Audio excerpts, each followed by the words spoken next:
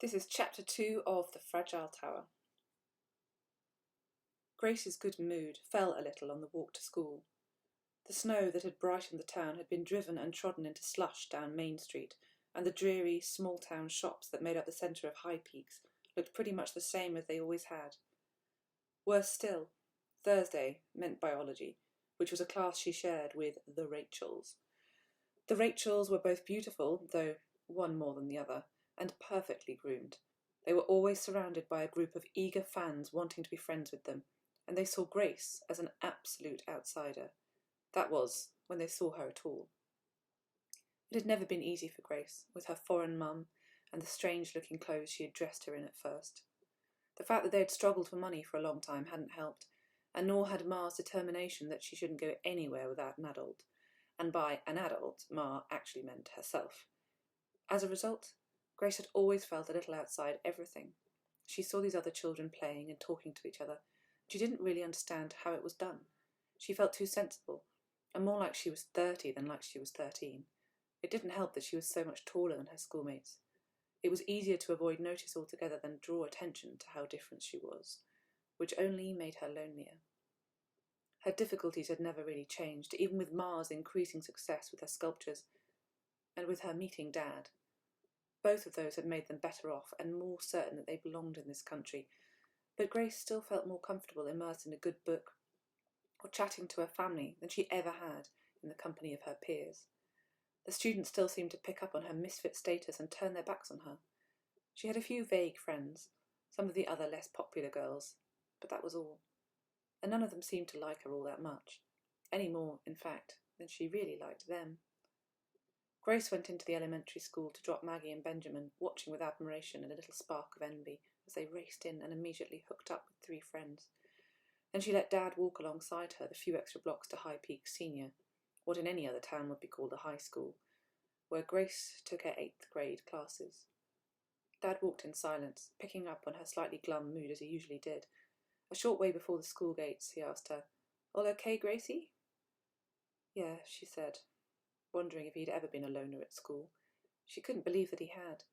Dad had such easy charm and good humour, and had passed it on to Maggie and Benjamin. She just wished some of it would rub off on her. "Am I meeting you here?" Dad asked. "No," she told him with a smile. "I'll see you outside Maggie's dance class." Dad frowned for a minute. "Does that mean I have to pick up Benjamin first?" "No," Grace told him patiently. "He has football. You just need to be outside the gym for 3:45 and he'll meet you there." Dad hugged her briefly. "I'm glad one of us around here is a responsible adult." Grace tried to smile back, but for some reason the remark made her feel even more cut off. She wasn't supposed to be an adult. She was meant to be a selfish kid, running around and doing what she wanted, causing her parents worry, and not the kind of worry that happened when she asked Ma if she could walk home on her own. It was like she had bypassed getting to be her own person. She left Dad at the gates and walked quickly into the school, her head down but her eyes looking left and right as she waited for someone to smile at her, call her name. The day dragged by. Grace wished during the endless lunch break that she had brought a book with her, but she'd been too busy trying to help Dad get the twins out of the door to remember one, so she took her tray to the loser table, nodding to Jasdeep and Cheney, who often sat with her in English. They nodded in return and continued their quiet conversation about the fair that had turned up over at Saranac Lake. "Rachel's dad drove her to see it," Cheney said, her voice quiet with envy. "She said it was the most amazing one she'd ever been to." "Of course she did," Jasdeep answered, scornful. "But Mikey Dinkle says it's the same one they went to in Elizabethtown," Cheney went on. "He didn't stop talking about it for like a week. They had the most incredible acts there." Grace wished they'd stopped talking about it. She'd never been to a fair in her life.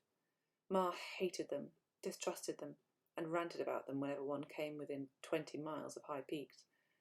With a sigh, she pulled out her phone and spent 35 minutes beating her high score on Tetris. The day got a little better for Grace once school was over. Tonight was kickboxing, and although she had always been frightened of their instructor, she loved the way it made her feel to be in control of her arms and legs. It suited her, too. She was tall and powerful, and she thought fast, though she was told every week that she wasn't aggressive enough. Tonight, the short but incredibly strong Mr. Wedderby made them all warm up until they were hot and gasping for air, and then gathered them all around him impatiently. He asked, as he often did, for a volunteer, Only the big, goofy new kid named Harper was unwise enough to offer. The rest of them knew better. Harper hadn't even finished walking over by the time Mr. Wedderby had swung a foot into his abdomen and then dragged him over onto the mat by his head. "You're going to get your opponent in the small of your back with your knee," he said, demonstrating whilst Harper made a strangled, grunting noise. "Then pull his leg up behind you and get your other arm against his neck." "Great," one of the older kids said, watching Harper struggle to free himself. "What will that do?" "I don't know," Mr. Wedderby replied, "but it will really hurt." Grace heard some of the other kids muttering to each other uncertainly. She kept her head down. She was too afraid of him telling her off, or asking her to demonstrate. She was paired up with the unfortunate Harper for the sparring. He seemed cheerful as he rubbed his neck. "I always heard British people were kind of reserved," he said, nodding towards the very unreserved Mr. Wedderby. "Just goes to show," Grace muttered, which exhausted everything she could think of to say. Fortunately, Mr. Wedderby's aggressive fighting moves didn't allow for much talking anyway, and for the next 45 minutes she did her best to knock over her sparring partner. For once, she found a little well of anger in her. Her shiny new day hadn't changed anything, and while a lot of her friends travelled to the fair or the movies, she would be acting like Maggie and Benjamin's babysitter this evening. None of it was Harper's fault, but he was a large, solid, resilient kind of a guy, and Grace gradually forgot about apologising every time she made contact or pulling her punches. Just before the end of the session, she succeeded in forcing him to retreat off the mat and surrender. "Good," Mr. Wedderby called, and Grace flushed with pleasure. "If you could do that every week, I might think about putting you in for the state qualifiers. About time, Lane." Which was high praise from Mr. Wedderby. She was still smiling as she went to get showered. She had changed back into her outdoor clothes and was gathering her books to take home when her phone buzzed in her pocket. She pulled it out with the same excitement which always gripped her. Part of her hoped every time that it was someone in her year, finally deciding she was worth texting. She opened her inbox and felt a surge of disappointment. It was only Ma, messaging to let her know that she was part way back already, and reminding her not to be late to the elementary school, not to let Benjamin or Maggie fall behind on the walk home. And a moment later another text arrived, telling her that they shouldn't be allowed to run ahead either. Almost angry with Ma, she switched off her phone, taking a moment's cruel delight in the thought that she would probably be waiting for a reply. Well, Ma could wait. Grace was tired of being the responsible one.